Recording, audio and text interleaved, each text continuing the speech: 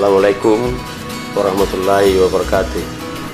Rakyat Indonesia hari ini menginginkan kepastian hukum yang berpihak pada rakyat, dan kejaksaan menjadi bagian dari keinginan rakyat tersebut.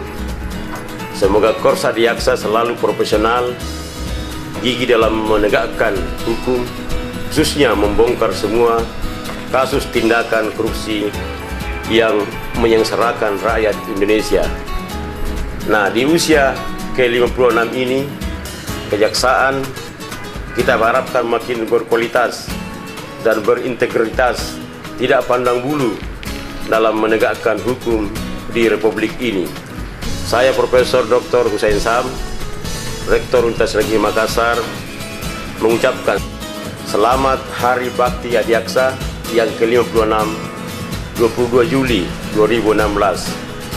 Jayalah terus Korps Adiaksa, jayalah Kejaksaan Republik Indonesia. Wassalamualaikum warahmatullahi wabarakatuh.